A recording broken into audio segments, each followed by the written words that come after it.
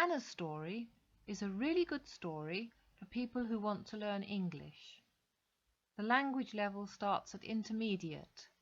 With each episode, there is more vocabulary and grammar, so your English will get better and better.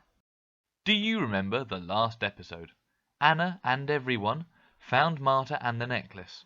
Marta left her job in Burger House, not Topshop, and Anna was happy again.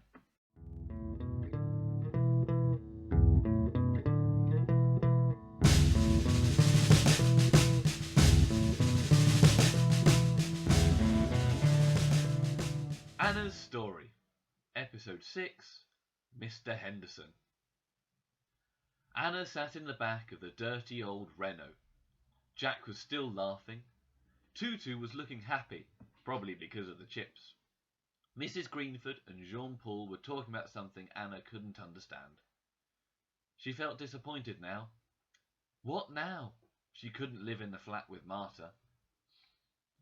"I'm sorry I thought you had stolen my necklace, and I'm sorry I shouted at you," said Mrs. Greenford, looking at her in the back of the car. "Mrs. Greenford is so nice. Jean-Paul is so nice." Jack held Anna's hand. Tutu licked her face. Anna started to cry. It's okay." "Now," said Jean-Paul, "where do we go next? Who else do you clean for?" "Mr. Henderson. He lives in Gypsy Avenue, 21. First, Jean-Paul took Mrs. Greenford and Jack home. "See you Wednesday," said Mrs. Greenford to Anna and gave her a little kiss. Amazingly, Anna didn't cry. Mr. Henderson lived in a quiet road in Crystal Palace, near the park. He was surprised to see them at his front door, particularly Jean-Paul, who he didn't know. "Come in," he said. "Would you like a cup of tea?" Mr. Henderson was so kind. They sat down, drank tea with sugar, ate biscuits, and Jean-Paul told Mr. Henderson the story. Jean-Paul described the scene in Burger House, and they all laughed. "Oh, this is lovely," thought Anna. Mr. Henderson said that he never really liked Marta. He didn't know why, because she was a good cleaner. She was always friendly to him and smiled a lot. Jean-Paul asked if he had lost something last week after Marta and Anna cleaned his house. He said he couldn't find his watch, but he was old and he often forgot things. He thought he had put it somewhere and couldn't remember where. Mr. Henderson said the watch was new because his old watch had broken. He had bought a very good watch because he liked to be on time. He didn't know that nowadays, even cheap watches usually don't go wrong. Anna was thinking about how good her English was because she could understand most of their conversation. Then, slowly, she thought about something. The watch. Andras's watch. She saw it this morning. Andras looked at it when he told Marta to go or she would be late. Anna couldn't not see the watch because it had a big blue and white face. Even she could tell what time it was from 5 meters away, and it was in the photo. "Mr. Henderson," she said, "can you describe the watch?" Such good English. "Better," he said. "I have a picture of it because I still have the box and information." And he showed them a picture of a modern watch with a big blue and white face. He explained he couldn't see so well, so he needed the face to be big and clear. Anna took out her photo and showed Mr. Henderson and Jean-Paul the photo from that morning. It was of course the same watch. "Mon Dieu!" said Jean-Paul, shocked.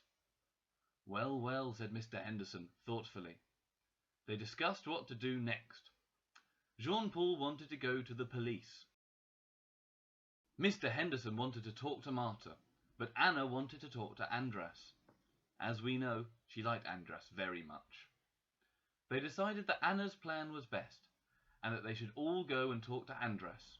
But, as they were leaving, there was a knock on the door. It was Andras, and in his hand he was holding Mr. Henderson's watch. "I'm so sorry, Mr. Henderson. Here is your watch. I had no idea it was your watch. Marta gave it to me as a present. When I arrived home from work today, she was packing her bags, She told me the story of the necklace.